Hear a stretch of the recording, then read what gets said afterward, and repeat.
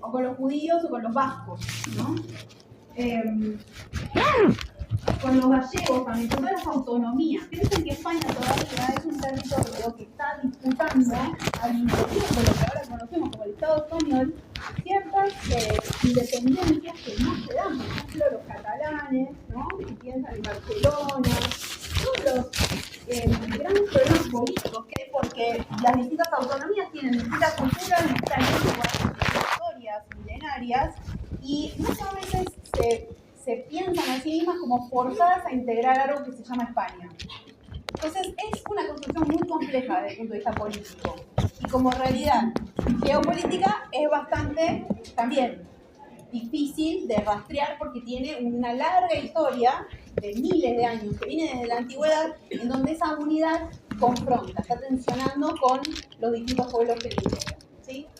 Para sumarle más complejidad a esto, piensen que el Imperio Romano se disuelve por la llegada de los godos, ¿verdad? El avance de los bárbaros.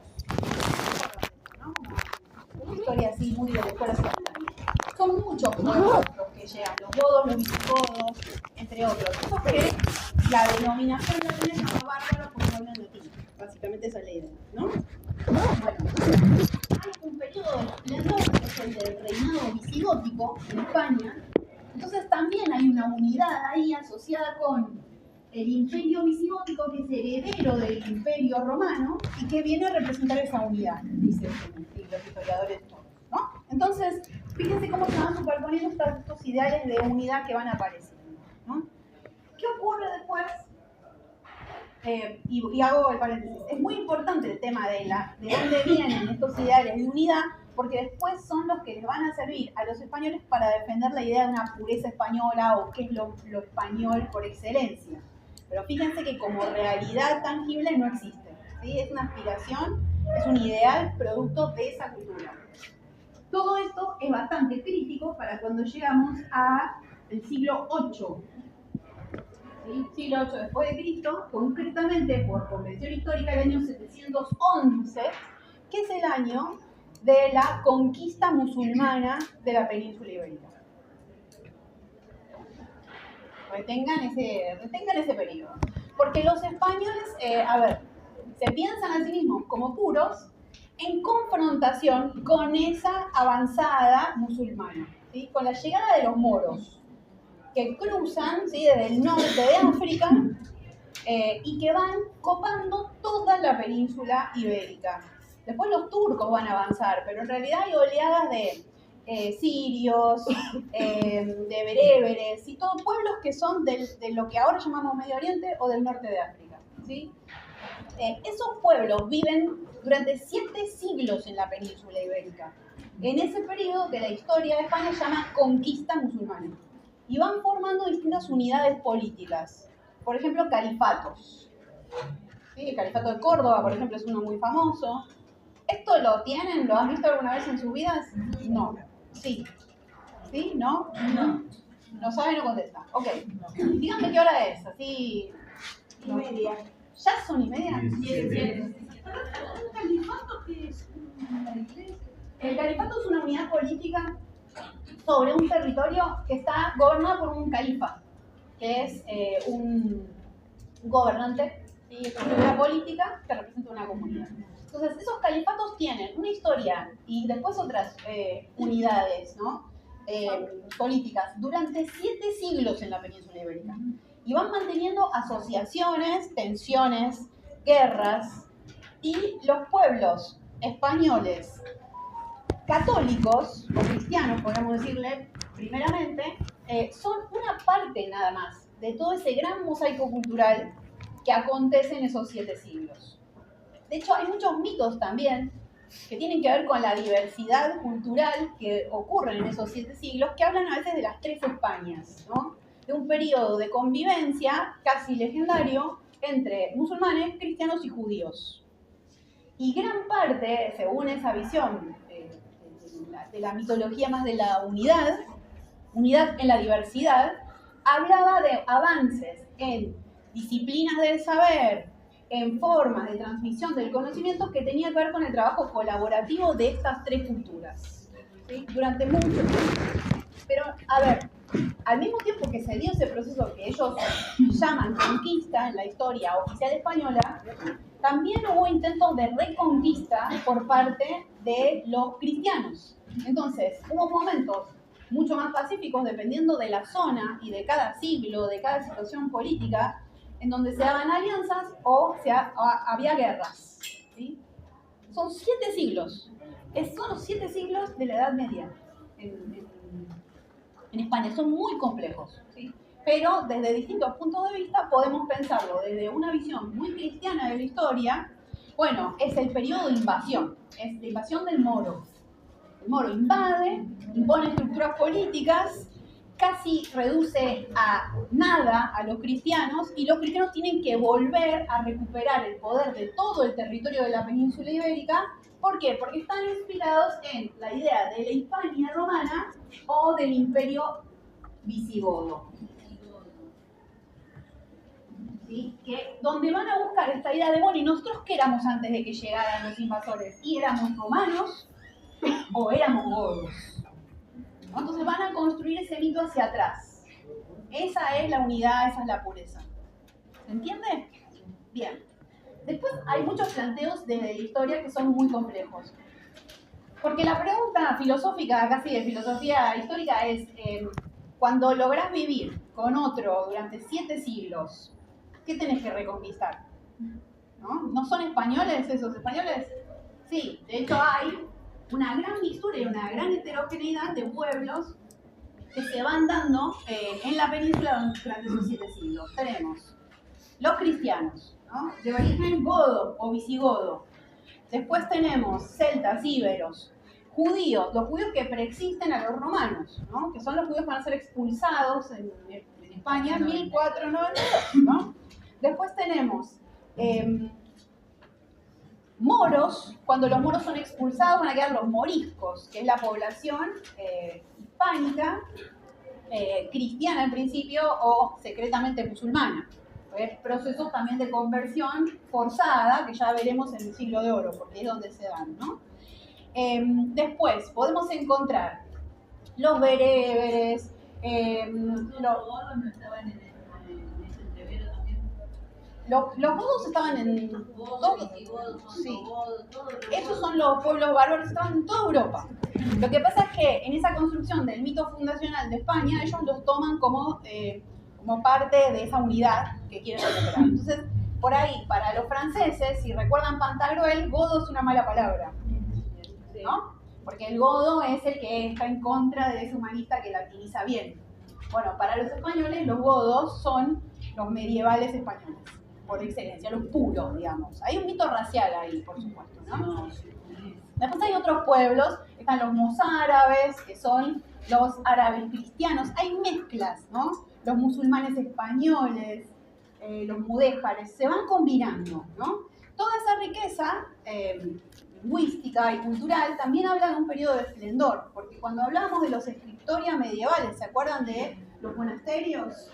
Bueno, esos scriptoria tienen un periodo medieval muy extenso en donde ahí tenemos el monje o cualquier sacerdote que tenga poder de escritura dentro de esos scriptoria que podía hacer traducciones, por ejemplo, de Aristóteles, de manuscritos que venían del árabe. Entonces había un árabe que hacía la traducción o un judío que sabía las dos lenguas, ¿no? Entonces ese circuito cultural se da justamente por esa convivencia, que no necesariamente era pacífica, depende mucho de los territorios, es un espacio muy amplio la península ibérica, ¿no? Pero en principio, cuando decimos español, nos imaginamos un sujeto muy homogéneo desde el punto de vista cultural, que es el que ellos mismos imaginan, y que es el que imaginan en contra del árabe o del musulmán, concretamente, que ven como invasor, el famoso moro, ¿no? De ahí donde vienen esos grandes refranes de no hay moros en la costa, y, ¿no? La idea sería el español de Castilla. Exactamente, porque Castilla es donde queda el reducto de los pocos cristianos medievales, que aparte son los que arrancan con las operaciones militares de la Reconquista, ¿sí? Y aparte son el reservorio de la lengua que ustedes hablan. porque en la península ibérica se hablaba árabe, se hablaba hebreo, se hablaban las lenguas de los pueblos visigóticos y también español o castellano, ¿sí? La lengua de Castilla, solo la lengua de esa pequeñísima localidad para ese entonces, ¿no? Esas tensiones después, a medida que avanza el proceso de la reconquista, ¿sí? Se van resolviendo con la expulsión, ¿sí? Con la eliminación de esos pueblos y con la conquista de las unidades políticas que estaban a cargo de los musulmanes en la península ibérica. El año de cierre oficial, pero acuérdense que las fechas siempre son engañosas en historia porque son convenciones, es el año 1492, que es el año de la toma de Granada, el último reino musulmán libre de la península ibérica. ¿Estamos? Y 24. 2 minutos. ¿Se entiende esto? Porque cuando hablamos de literatura española tenemos que hacer todas estas salvedades. Ese ideal de la España unificada es un ideal que recién en 1492 logran los reyes católicos, Isabel y Fernando, conquistando el último reino de Granada, casándose entre ellos para unificar las coronas, casando después a su hija con otros, a Juana la Loca, con Felipe el Hermoso, para empezar a unificar y convertir ese territorio en el imperio que después vamos a conocer en el Renacimiento español. Esta es la fecha de inicio, si quieren, convencional del Renacimiento español, ¿sí? Pero fíjense cómo opera el ideal de lo español detrás de una realidad en donde hay más fragmentariedad, más diversidad, no solo cultural, sino territorial también. Esa unidad que llamamos España hasta el día de hoy es una unidad bastante inestable desde el punto de vista geopolítico, ¿se entiende? Está construida en función de ese imaginario del otro como enemigo, que es algo que los españoles hasta el día de hoy siguen sosteniendo, ¿sí? Quería comentar que ahora nos está pasando algo muy parecido con los refugiados de la guerra. Exacto. Y muchos españoles comentan esto de los árabes están robando Exacto. maíz, Se casan con otras mujeres. Están trabajo. Sí. Y como que está desapareciendo la cultura de la verdadera cultura española, su cultura histórica. Exactamente, porque España es el lugar, el punto de partida del discurso antisemita en el sentido más amplio, ¿sí? El discurso que odia a los semitas, a los judíos y a los árabes, ¿no? Y esta idea todavía pervive, ¿no? Más allá de que si ustedes fueron a España o conocen gente del sur de España, son las personas más mezcladas con árabes que hay. Es muy difícil distinguir esos rostros, o en la arquitectura, o en la música. ¿No? Hay pruebas palpables, físicas y culturales todo el tiempo de esa mixtura, ¿no? Pero la construcción de ese imaginario nacional necesitaba pensar una homogeneidad que no existía, ¿sí? Se guarda con eso porque, dice Funes, ahí no hay una unidad real más que en el imaginario y las aspiraciones después políticas, ¿sí? Por eso no podemos hablar ni de literatura, ni de española, ni de medieval, dice él, ¿sí? Tenemos que usar esos 3 términos haciendo la salvedad conceptual que requiere, bueno, esta deconstrucción del objeto para armarlo de forma más compleja. ¿Se entiende? Es un textazo el de Funes, tienen que leerlo sí o sí. ¿Alguna pregunta? Bueno, vamos a salir ordenadamente a sentarnos.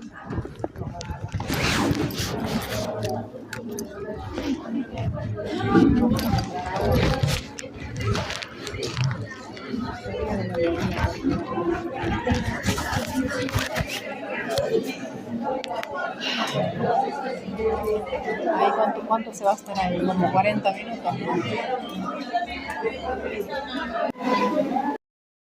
Cava, conerías, ambas son medievales. Si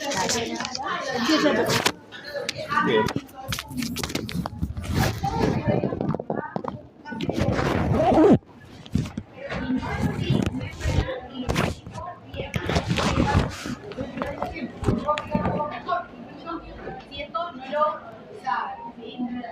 En profundidad.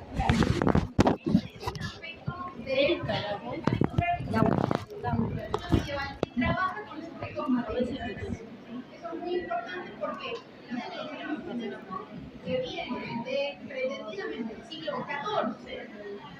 y tiene una larga tradición de transmisión. Después yo voy a explicar ahora vamos a entrar en eso para que me quede como cabo. La otra, otro texto, es un texto de catalán que trabaja sobre un texto más histórico, probablemente más. Va a plantear una serie de hipótesis sobre qué discusiones políticas se están dando en el poema de Miguel Ruiz. Si bien son discusiones políticas que tienen muchos siglos, entonces hay que hacer un trabajo de rastreo sociohistórico muy importante. Y que a Catalán le interesa para resolver cuestiones de la vida de frontera. Porque el poema de Miguel Ruiz es un canto de frontera. Eso dice el histórico que no tienen que leer ahora. ¿En qué sentido es un cantar de frontera? Y que ustedes ahí van a ver la historia del héroe, que es uno de los más importantes, si no el más importante, de ese proceso que habíamos comentado antes de la charla de Jenny, que es el de la reconquista de la península. La invitación no me dejó histórico, pero también político en el sentido de que una invitación. recopilando episodios de su vida, no necesariamente fehacientes desde el punto de vista histórico, pero sí a nivel de construcción del héroe, o sea, de la dimensión simbólica del héroe. Entonces es muy importante que tratemos no solamente de pensar en esos valores de España castellana, porque recuerden, ya hicimos la salvedad. España es una multiplicidad muy heterogénea, de culturas, de lenguas, incluso de religiones. Entonces, ahí nosotros tenemos un héroe que representa los valores de esa Castilla que está reconquistando la región. Pero tengan en cuenta que es una construcción que no va a haber necesariamente ninguna obligación de que esa voz que narra recupere con datos históricos, que incluso carecemos de muchos. Y en muchos casos nos ha llegado más de historia legendaria o legendario de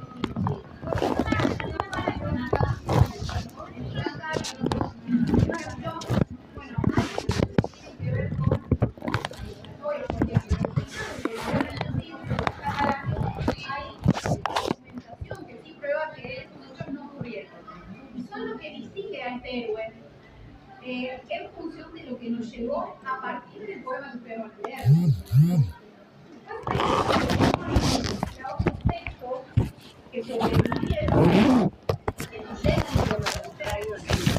solamente quería decir, por ejemplo, que existe fue el muerto, fue montado a caballo por sus seguidores y terminó venciendo en una batalla porque los enemigos le tenían tanto miedo que lo ven en la montura y escapan. Entonces vencen, su ejército vence, incluso después de la muerte de su Estamos trabajando con un material que es un material épico. No es solamente importante para la literatura, sino que también tiene un clave sociocultural importante porque le da sentido a esas narraciones que todas las comunidades se cuentan de para reponer o difundir valores. ¿Qué valores? Los valores del poema de Nietzsche son los valores de España castellana. De esa multiplicidad tan heteróclita, porque es una palabra muy socioliana, a caballo de diferente dominio, que es el texto, bueno. Es solo una parte, pero es una parte que permite convertir para hasta el día de hoy, porque representa el héroe cristiano por excelencia y el héroe cristiano por excelencia que se enfrenta a el enemigo móvil, o sea, el perro más odiado de la península ibérica. Y es muy importante porque tiene muchas consecuencias. ¿Sí? Catalán trabaja con eso, tiene una hipótesis bastante jugada, pero muy documentada. Además, le recomiendo que lean a Catalán para que vean cómo cita. Está todo el tiempo, como cualquier cosa que diga, tiene que ver o leyendo el poema de Nietzsche. No hay nada que tenga que ver con Catalán es un medievalista muy Pues yo soy chiquitita. De algún lado salió. Yo soy chiquitita. Sí. Bueno, y Orduna, y acá son 10 minutos. Orduna trabaja con otro paradigma que a ustedes les son pasos que quieran responder de cosas que están muy lejanas para nosotros, pero que la gente que se dedica a lo medieval se puede trabajar. Hay dos disciplinas auxiliares para nosotros. Y son auxiliares para nosotros, pero no para los que se dedican a ellas, que trabajan con nosotros. Una es la codicología. La codicología trabaja con el códice, sea con libros o con los antecedentes de libros, todos los soportes blandos, papiro, pergamino. Cuando aparece en Brenda, los primeros libros producidos por Brenda de tipos que se llaman incunables, también se estudian a partir de la codicología. Es una disciplina muy compleja. Ustedes tienen en la carpeta de Drive un PowerPoint en donde hay elementos de codicología si les interesa verlo. Algo que hice para ayudar a los estudiantes de... Bueno, porque después les gustaba, porque la gente es muy buena. A tu hijo no lo tomaré porque no tuvo literatura. Pero a otros testimonios no. Y después hay otra disciplina, que es la crítica textual. Insisto, hay gente que se dedica enteramente a esto, así que para nosotros es auxiliar. Para esa gente es un insulto en disciplinas auxiliares, ¿sí? La codicología necesita estudiar el material para ver, por ejemplo, de qué escritorio o escritorio medieval viene un escritor, para trazar cuál fue la ruta de orientación del texto. Y eso se hace viendo, por ejemplo, qué superficie tiene el pergamino, esos animales de dónde venían, que se tiraron, se utilizaron, qué tintas usaban, qué tipo de letra, porque las letras se ponían de moda en el primer siglo, ¿no? Y la crítica textual hace otra cosa muy importante para el estudio de la medieval, es tratar de reconstruir las versiones que forman el provenio en todos los casos. Esta es una asunción teórica de la crítica textual de original un arquetipo. ¿Esto lo hablaron en algún momento en Historia 1? Sí, ¿no? Bueno, a ver. El texto medieval es un texto que vive en variantes. Nosotros tenemos una noción de texto que está muy ligada a la imprenta. Un texto fijo, visual y es muchas veces una novela y siempre el texto va a ser igual. Bueno, esa noción de texto es dura de una tecnología anterior a nuestra, pero los zapatos que vivieron y produjeron antes de la invención de la imprenta, tenían otra tecnología para transmitir, que es la oralidad. La oralidad como tecnología. No sé si en algún momento alguien le dio para leer un texto que se llama Walter Ungar. ¿Sí? Oralidad y tecnología de la palabra se llama. La palabra es una tecnología. Tiene condiciones materiales, tiene productos, ¿no? La palabra medieval es una palabra oral, o mejor dicho, aural. Está pensada para llegar a un oído. Partida, punto de partida, o regreso también a esa realidad. La crítica textual es muy importante para este tipo de textos que trabajan con la tecnología de la palabra oral. ¿Por qué? Porque nosotros un manuscrito, póngale cualquiera, Bio, ¿lo leyeron alguna vez? Es otro cantar que está muy importante. Sí. Era una película horrible. O el Maltarius, o la chanson de Roland. El cantar de Guillermo, o el de Joe en algún momento, ¿verdad? Bien. Muy bien. Yo también lo leí. Ah, me encanta. Épica medieval, ¿no? Estos textos en general tienen más de un testimonio. Cuando decimos testimonio estamos hablando de un texto que sobrevivió escrito, ¿no? Testimonio. Entonces, la crítica textual va a ordenar esos testimonios para ver cuál es el más antiguo y más cercano a uno que debe haberle dado origen a todo. Entonces lo que arman es árboles genealógicos. A ese genealógico se le llama hematoide.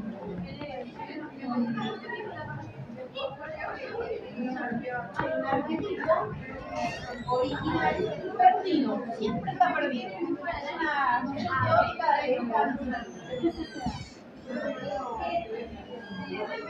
alguien la lleva a un territorio medieval y a dos amanuenses, o sea, dos monjes que lo cogen de mitad. Desaparece una vez y de repente el monje que copia no quiere sacar el cuerpo porque haber escuchado mal, está distraído, tenía sueño, cortino. O es un tipo que se está mal, hay una persona que intervenir voluntariamente de errores involuntarios o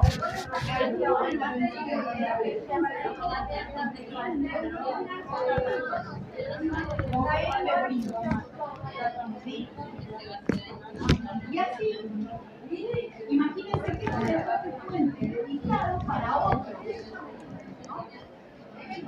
Entonces, tengo C, tengo D, la crítica la estaba pensando. ¿Se entiende esto? Todos los textos que ustedes conocen medievales, si compran una buena edición, van a tener muchas veces en nota al pie aclarado en el texto B', esta lección o lectio, o sea, un verso, una oración, tiene una variante que es la siguiente. ¿Cuál es mejor de los textos? Ninguno. Porque en realidad, ninguno. La crítica textual reconstruye la historia material del texto y el texto no es uno de ellos, sino todo. La relación entre siempre.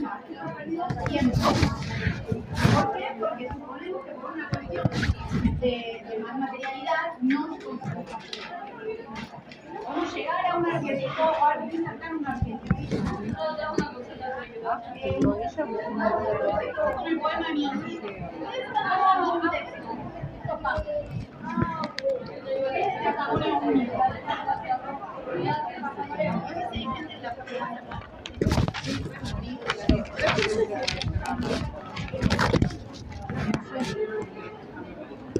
Vos no te tenés que levantar. De izquierda. No, de izquierda.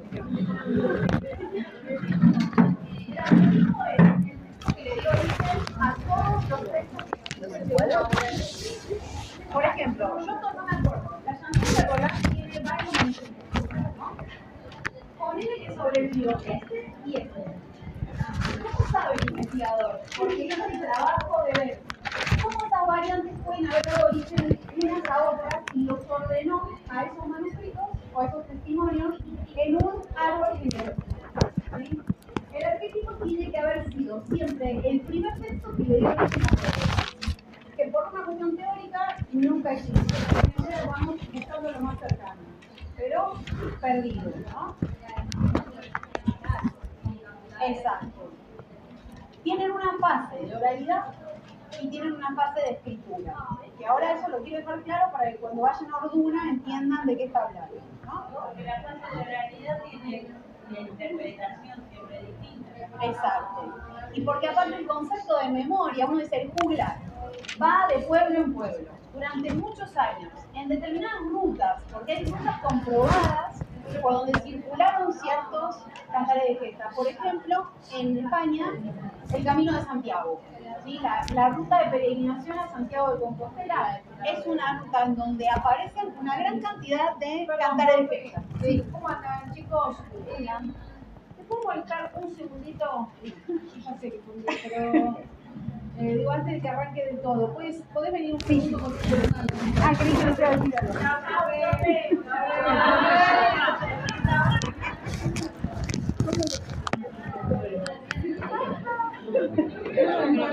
Termino igual la hora. Por favor. De las 8 a 7 de las 6 y media. Es una máquina. Bueno, hay que leer Orduna y catalán. O catalán, sí. No, esos dos. Los dos. El total y el drive. No es largo. No es largo.